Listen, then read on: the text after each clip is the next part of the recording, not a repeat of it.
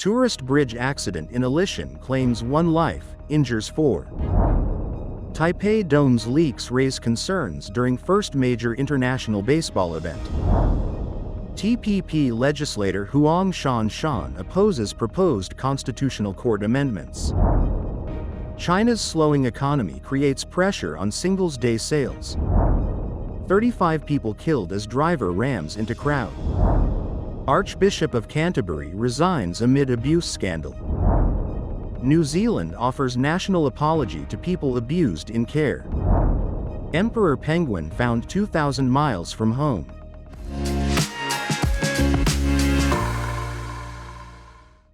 Hello, I'm Natalie, and thank you for joining us on Funday News. It is Thursday, November 14, and here are your top stories. And for today's Taiwan news, a tragic accident struck Alishan Jiayin County on the 13th when a suspension bridge pathway suddenly collapsed. 5 members of a retired teacher tour group fell, resulting in a fatal injury to a 75-year-old woman and a non-life-threatening injury to the others. Authorities are investigating the cause. As the Taipei Dome holds its first international baseball game for the World Baseball Classic, media attention, including from South Korea, has highlighted ongoing leakage issue. The Taipei City Council has reported over 100 leakage spots, leading to fine for the contractor Far Glowy due to unaddressed construction flaws. TPP lawmaker Huang voiced concerns over KMT legislator On Xiaoling's proposal to amend the Constitutional Litigation Act. Citing potential risks to judicial operation, TPP cause leader Huang noted that the party has yet to reach a consensus on the matter. And in global news, business and consumer in China found the annual single-day shopping festival less attractive this year due to a sluggish economy, forcing e-commerce firms to look abroad for growth. Online service provider e-commerce platform Alibaba launched a now-famous event on November 11, 2009, offering attractive discounts to entice shoppers to spend more. The extravaganza, also known as Double 11, has now expanded to other platforms in China and abroad and has long been regarded as barometer of consumer sentiment. While Singles' Day was previously a one-day event, shopping platforms in China now kickstart the festival weeks ahead to boost sales volume. Even some brick-and-mortar stores join the festival by launching sales campaigns and displaying promotional banners and posters to attract shoppers. However, amid China's sluggish domestic economy, dragged down by a real estate crisis and deflationary pressures, consumers are no longer go all out during the shopping extravaganza. Meanwhile, e-commerce platforms grappling with a slowing domestic market have turned to overseas markets for new growth, offering promotions like global free shipping and making it easier for merchants to sell worldwide. 35 people were killed and another 43 injured when a driver deliberately rammed his car into a crowd outside a sports center in southern China. The Zhuhai Public Security Bureau said a 62-year-old man named Fan was detained at the scene after driving his small off-road vehicle into people exercising at the Zhuhai Sports Center late Monday. Describing the accident as serious and vicious, police reported that he was in a coma after injuring himself with a knife in his car, adding that he is still being treated and cannot yet be questioned. According to an initial investigation, police stated that Fan was dissatisfied with the division of property after his divorce. He is now under criminal detention. The 43 people injured in the incident are reported to be in non-life-threatening condition. Videos show people lying on the ground covered in blood near the sports center, with some people wailing. In a relatively rare move, Chinese President Xi Jinping called for Fan to be severely punished in accordance with the law. Under Xi's instructions, a central government working group has been dispatched to the site to guide and oversee the response efforts. The incident occurred on the eve of the Zhuhai Air Show, the country's largest aerospace trade expo, where China debuted the J-35A jet, its latest model of stealth fighter jet.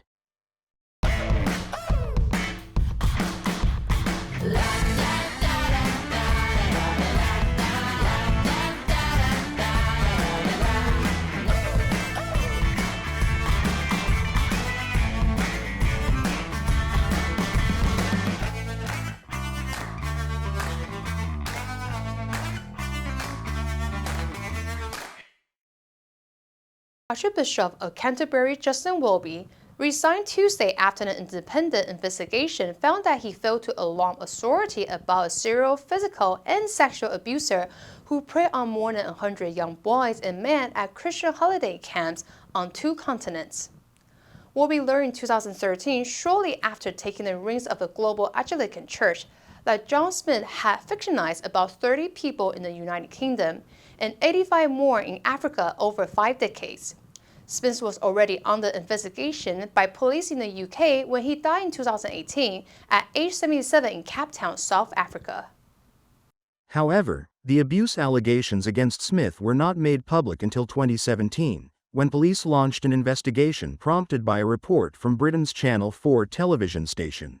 Welby, the spiritual leader of 85 million Anglicans worldwide, said in a statement that he was stepping down, in sorrow, and having sought the gracious permission of His Majesty the King. In his resignation letter, Welby acknowledged personal and institutional responsibility for wrongly believing there was no need to make a formal report to police when he was first informed about Smith. He added that the exact timing of his departure would be decided at a later date, as it is my duty to honor my constitutional and church responsibilities. Nonetheless, Welby has faced mounting calls to resign. New Zealand offered a historical national apology on Tuesday to victims and families of young people and vulnerable adults who were subject to physical and sexual abuse in the institute over the past 70 years. The apology follows a report by a public inquiry in July which found that about 200,000 children and vulnerable adults in the state and base care experienced some form of abuse from 1950 to 2019. Prime Minister Chris Luxon said it was horrific, it was heartbreaking, and it was wrong, and should have never happened. The government has completed or begun work on 28 recommendations from the inquiry and will provide its full response early next year. Luxon said a National Remembrance Day will take place on November 12 next year, and that work will begin to remove memorials, such as street names, public amenities, and other honors, dedicated to proven perpetrators.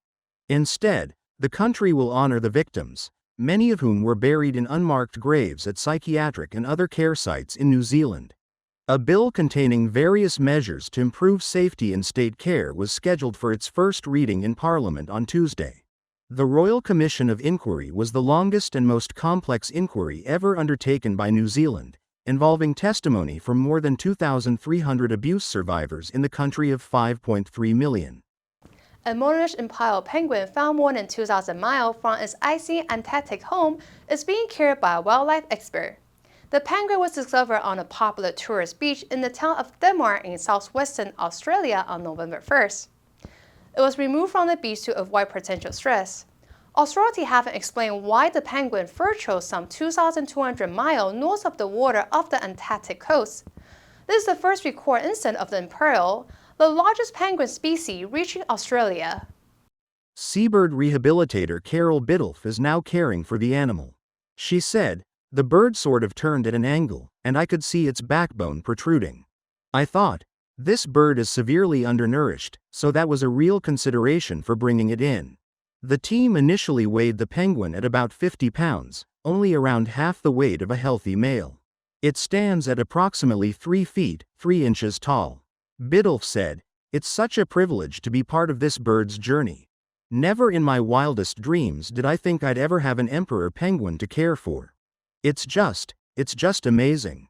At this stage, efforts remain focused on rehabilitating the penguin, with options for release still being considered. The answer for yesterday was C, crest. The 9 embarked on a quest to find the lost treasure hidden in the ancient forest. Did you answer correctly? Now, let's delve into the news of China's slowing economy creates pressure on single-day sales. Number 1. Deflationary, 通货紧缩的.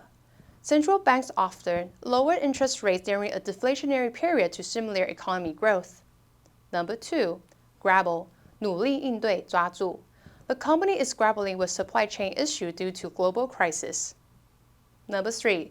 Sluggish, 迟缓的，不景气的. The sluggish economy has led to reduced consumer spending. Next, we have a multiple choice question for everyone to practice. Which answer will you choose? You can write your answer in the comment section. The correct answer will be announced tomorrow. And that's all for today's Funday news. Be sure to tune into Funday news from Monday to Friday and click the link below to try Funday for free. I'm Natalie, your host, and I'll see you next time.